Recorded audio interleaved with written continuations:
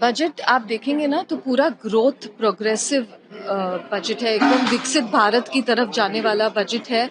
Infrastructure पे, हमारे देश के टूरिज्म पे, प्रोग्रेसिव आउटलुक देखेंगे तो एआई पे, ये सब को कवर किया गया है। और जो हमारी युवा पीढ़ी है उनको ध्यान देते हुए उनकी स्किलिंग के पे ध्यान देने पे, कंटेंट क्रिएशन बोल दीजिए, स्पोर्ट्स मैनेजमेंट बोल दीजिए, डिज़ाइन बताइए, हमारी जो महिलाएं हैं उनके लिए शी मार्ट्स ओपन करना ताकि वो आत्मनिर्भर हो सके। तो इस हिसाब से काफ़ी ही अच्छा बजट है। बजट पेश होने के बाद जो सेंसेक्स है वो 1700 पॉइंट डाउन होता है, क्या कहेंगे? तो बजट आने से पहले भी डाउन हो रहा था, फिर थोड़ा ऊपर हुआ, अभी डाउन हुआ। मुझे उसकी ज़्यादा चिंता नहीं लग रही है। टैक्स स्लैब को लेके क्या जो कॉमन पीपल की टैक्स स्लैब उन्होंने टच नहीं किया गया है, मगर जैसे मैंने आपको पहले बताया, जो हमारे रोजगार के जो सामान है उनमें उन्होंने कम किया गया है। हमारे जो मेडिसिन्स हैं, हेल्थ केयर हैं, उन्होंने वहाँ पे एग्जेम्पशन दिया गया है। तो रोजगार में कहीं ना कहीं टैक्स उन्होंने एडजस्ट कर दिया है। बजट में विशेषता ये है कि एक तो फिजिकल प्रूडेंस है, फिजिकल डेफिसिट जो हमारा 4.4 है इस साल, अगले साल 4.3% पे आने वाला है, यानी कि फिजिकल डिसिप्लिन मेंटेन किया है। उसके बावजूद इन्वेस्टमेंट जो काफ़ी सेक्टरों में इन्वेस्टमेंट आउटले किया है, एक तो बायो फार्मा में किया है, फिर सेमीकंडक्टर में किया है, एमएसएमई के लिए किया गया है, फिर एग्रीकल्चर में एआई का मेंशन हुआ है, और दूसरा जो हम देख रहे हैं कि एजुकेशन में भी कुछ दिखाए, और टूरिज्म डेवलपमेंट के लिए बहुत, फिर जो मैन्युफैक्चर ऑफ कंटेनर्स जिससे हमें काफ़ी दिक्कतें आती थी शिपिंग और लॉजिस्टिक, वो मैन्युफैक्चर कंटेनर्स लेने वाले हम 7 रेल कॉरिडोर्स डेवलप करने वाले। तो मेरे हिसाब से ये एक बजट ऑल इंक्लूसिव है, किसी एक एरिया पे कंसंट्रेट नहीं कर रहा या किसी एक रीजन पे कंसंट्रेट नहीं कर रहा, एक ओवरऑल पॉजिटिव ग्रोथ दिखाई दे रहा है इस बजट में। और मेरे ख्याल से ये हमारे जो विकसित भारत की जो दिशा है उसे उस दिशा में लेके जा रहे हैं। बजट पेश होने के बाद मार्केट शेयर बाजार नीचे गिरा, वो शायद सेंटिमेंट की वजह से गिरा होगा, क्योंकि मार्केट को लग रहा था कि कैपिटल गेन्स में शायद कुछ बदलाव आएंगे, या और एसटीटी बढ़ गया है तो वो एक थोड़ी नाराजगी या डिसअपॉइंटमेंट हो सकती है। तो लेकिन फिलहाल अगले 4-5 दिनों में शायद वापस स्टेबल हो सकता है। विशेष पॉइंट बजट का ये है कि ये बजट एक 2047 की दिशा पाथ की ओर बढ़ता बजट है।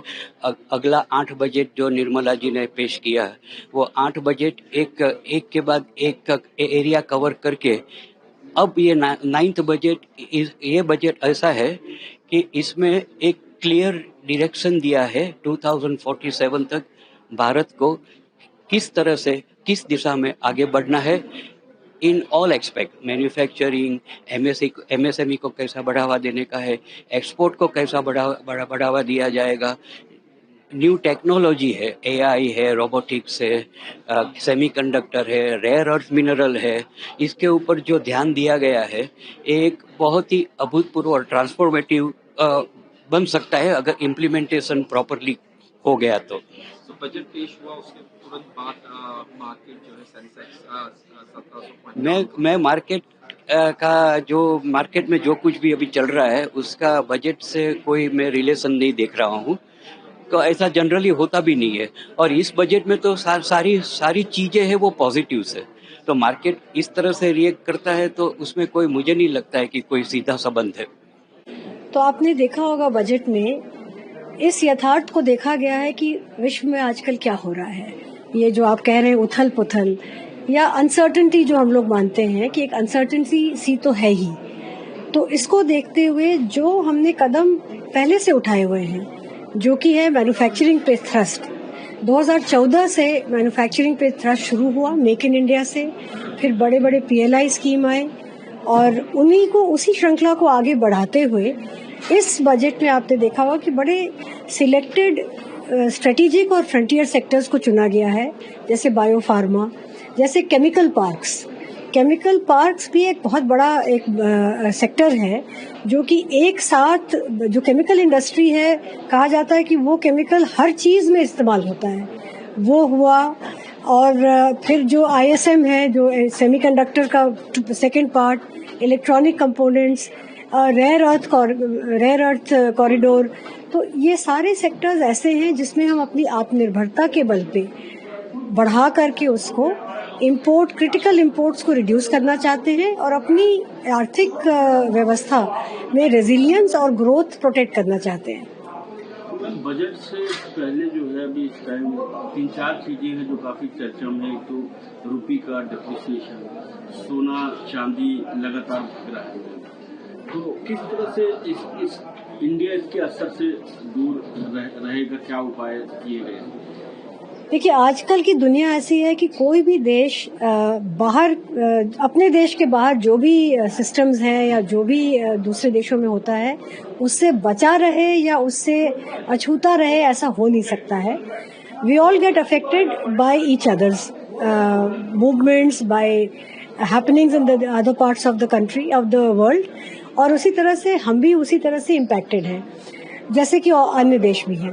तो जहाँ तक रुपये का सवाल है या जहाँ तक चांदी और सोना के जो मूल्य है वो बढ़ने का सवाल है, हमारा जो काम है as a government, as a regulator, जैसे RBI मुख्य रेगुलेटर है इसमें, उसको हम वॉच करते हैं और टाइम टू टाइम जो हमारे नियम हैं, कायदे हैं, कानून है, उसके तहत जो भी हमारे पास इंस्ट्रूमेंट्स दिए गए हैं उसका हम उपयोग करते हैं उस दिशा में कि इवेंचुअली इकोनॉमी को उसका बेनिफिट हो। रुपए का क्या लेवल आप देखती हैं, किस पे सरकार जो है चाहेगी कि इससे नीचे ना जाए? तो रुपए को एक रेंज में रखना है, नहीं रखना है, ये एक बड़ी डेलिकेट डिटर्मिनेशन होती है जिसमें मुख्यतः RBI इस पे कार्य करता भी है। कई बार आपने खुद देखा होगा, चर्चा में रहता है कि शायद RBI को इसमें ऑपरेशन नहीं करना चाहिए था। कई बार कुछ एडिटोरियल लिखे जाते हैं कि जो डिप्रिसिएशन चल रहा है वो हमारे एक्सपोर्ट्स के लिए अच्छा है। ये सब चीज़ों में थोड़ा थोड़ा सत्य है। तो जैसे मैंने कहा, as per the rules and regulations, as per what the laws allow us, from time to time जितनी भी लिवरेज जिस भी एजेंसी की होती है वो अपना जजमेंट बना करके उसमें एक अपना इंटरवेंशन करते हैं। अगर हम लास्ट टाइम को देखें बजट के डे का जो स्टॉक मार्केट रिएक्शन, तो ज्यादातर टाइम जो है पॉजिटिव जोन में ही रहा है, लेकिन आज जो है स्टॉक मार्केट में काफी गिरावट दिखी गई। क्या आपको क्या लगता है कि गिरावट जारी रहेगी या जो है मोमेंटम है ये रिकवर कर लेगा? मेरे ख्याल से बाजार रिकवर कर लेगा क्योंकि इस बजट में इतने ठोस मीडियम और लॉन्ग टर्म ग्रोथ के लिए, प्रोस्पेक्ट्स को बढ़ाने के लिए इतने सारे कदम लिए गए हैं कि इवेंचुअली, और वो प्राइवेट सेक्टर के साथ काम करने वाले हैं, चाहे वो मेडिकल हब्स हैं, चाहे वो यूनिवर्सिटी टाउनशिप्स हैं, everything is in partnership with the private sector. चाहे वो स्किलिंग के जितने भी इंटरवेंशंस हैं, apart from manufacturing, infrastructure, so all of it is together with the private sector and I'm quite confident that the markets will recover. FDI तो बढ़ रहा है इंडिया में, लेकिन जो है FPI और FII वगैरह पैसे निकाल रहे हैं, कितना कंसर्न है? क्या इसका भी ध्यान इस बजट में रखा जाएगा? इसका ध्यान तो है, सरकार को इन सब डेवलपमेंट्स का सोचना भी पड़ता है, हम सोचते भी हैं और देख भी रहे हैं, we are keeping a watch, but we also understand that FPIs by their very nature are cyclical. So अभी के साइकिल में ऐसा एक दौर है जो कई सारे फैक्टर्स इकट्ठे हो रहे हैं। ये वही FPIs हैं जिन्होंने कई वर्ष पहले शायद यहाँ पे इन्वेस्ट किया होगा, अच्छे वैल्यूएशंस का फायदा उनको मिला और वो प्रॉफिट मेकिंग करके निकल रहे हैं। कई दूसरे कारण ये है कि दूसरे देशों में इंटरेस्ट रेट रजीम फर्क है।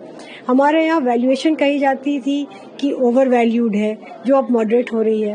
तो इन सभी कारणों की वजह से एफपीआई का अभी दौर ऐसा चल रहा है कि दे आर पुलिंग आउट। आज जो बजट आया है उससे सामान्य जन में कोई उत्साह आ जाए ऐसी कोई चीजें नहीं है। बजट में कई अच्छी बातें भी आई है और कई बुरी बातें भी आई है। जो अच्छी बातें ऐसा बोला जा सकता है कि जैसे मैन्युफैक्चरिंग में, मेडिकल टूरिज्म में, रेलवे में, तो उसमें जो अनाउंसमेंट हुआ है और कैपिटल एक्सपेंडिचर पर भी गवर्नमेंट ने 12 लाख करोड़ की अनाउंसमेंट की है, तो वो अच्छी और बड़ी बात है। लेकिन जो करंट सिनेरियो है उसमें बहुत कुछ हो सकता था। तो ये टाइम जो बजट आया उसमें कोई सामान्य जन को मतलब दूसरे दिन से उत्साह देखने को मिल जाए ऐसी कोई चीज सामने नहीं आई है। स्टॉक मार्केट की भी बात करें तो 16-17 महीने से स्टॉक मार्केट एक टाइम करेक्शन में है।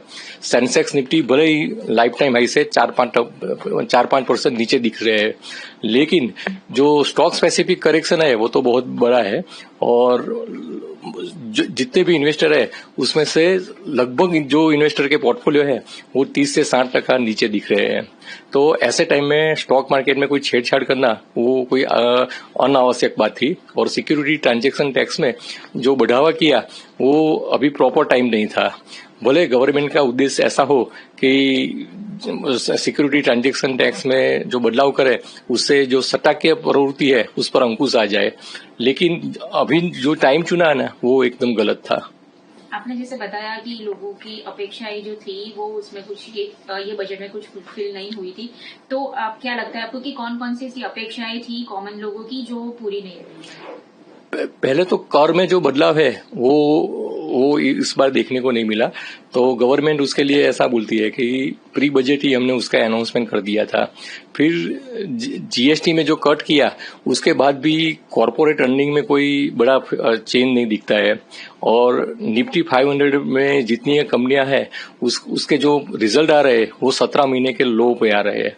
मतलब कि ऐसा कुछ करने की जरूरत थी कि जो कॉर्पोरेट अर्निंग है उसमें भी कुछ बढ़ावा देखने को मिले। फिर जो फॉरेन पोर्टफोलियो इन्वेस्टर है तो वो कंटिन्यूसली भारतीय शेयर मार्केट में बिकवाली कर रहे हैं, तो उसके लिए भी कुछ करना चाहिए था। तो उसके लिए भी कोई अनाउंसमेंट ऐसी नहीं आई है कि फॉरेन पोर्टफोलियो इन्वेस्टर भी दूसरे दिन से भारत के लिए पॉजिटिव हो जाए। आज का जो बजट ऑनरेबल फाइनेंस मिनिस्टर ने जो पेश किया है बहुत प्रोग्रेसिव बजट है। जो विकसित भारत प्रधानमंत्री जी का सपना है उसको पूरा करने वाला प्रोग्रेसिव बजट है। ये उसको हम फुल स्टॉप नहीं बोल सकते, एक कॉमा है और जो अपने आगे लेके जाएगा, देश को आत्मनिर्भर भी बनाएगा, हर इंडस्ट्री को एक वेग देगा, स्ट्रांग देगा।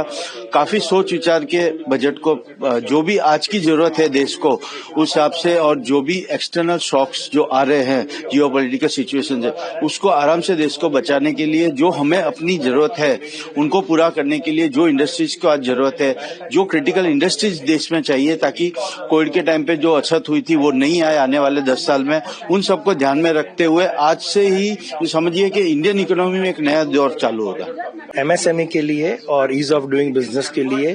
एंड ओवरऑल ये बजट के अंदर बहुत सारी सुविधाएं दी गई है, जिसके अंदर आपको अगर गुजरात के पॉइंट ऑफ व्यू से बताऊंगा तो lot of new aerospace and ship building facility आ रही है। फिर नई कोस्टलाइन के हिसाब से नए केमिकल वेसल्स बनेंगे जो रिसेंट यूरोपीय की एफटीए होने के बाद एक कंड्यूसिव एटमॉस्फेयर बन गया है, जिसके अंदर काफी कंपनियां यूरोप और फॉरेन से इंडिया में आना चाह रही है। उसमें Gujarat, Tamil Nadu, Maharashtra and Telangana, lot of Indian states are going to play very vital role.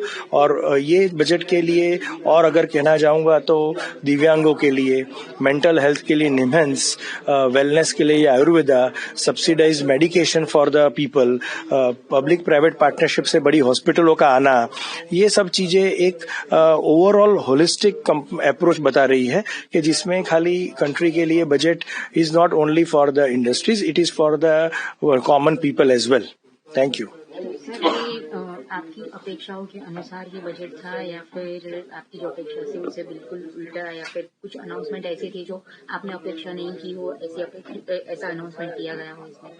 देख, अपेक्षाओं का तो अंत नहीं है मैडम, बट अपेक्षा से ज्यादा आई वुड लाइक कि जो बजट के अंदर फाइन लाइंस हैं उसके ऊपर ज्यादा इलेबरेट करके उसके ऊपर एक अच्छी कंड्यूसिव तरीके से काम किया जाए, क्योंकि इसके अंदर मेरे को ऐसा इस बार आई फील कि honourable finance minister has touched very small points for the health and the wellness which is the prime concern. एक बहुत बड़ी आवश्यकता है कि आज की पीढ़ी और आज का एक मेंटली एंड फिजिकली हेल्दी रहेगा, जिसमें योगा, आयुर्वेदा ओवरऑल एक बहुत बड़ा काम करेंगे। अगर हमारी जनता और हमारे सबसे ज्यादा यंग कंट्री है बिकॉज ऑफ द यूथ, अगर हम ज्यादा फिट रहेंगे तो हमारा दिमाग और मस्तिष्क will also work more on the positive side. So rather than क्या मिसिंग है, मैं जो है उसके ऊपर अपनी जर्नी और कंट्री की जर्नी बनाना चाहूंगा।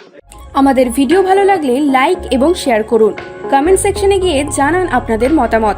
আরো ভিডিও পেতে আমাদের চ্যানেল সাবস্ক্রাইব করুন এবং প্রতি মুহূর্তে খবরের আপডেট পেতে প্রেস করুন বেল আইকন।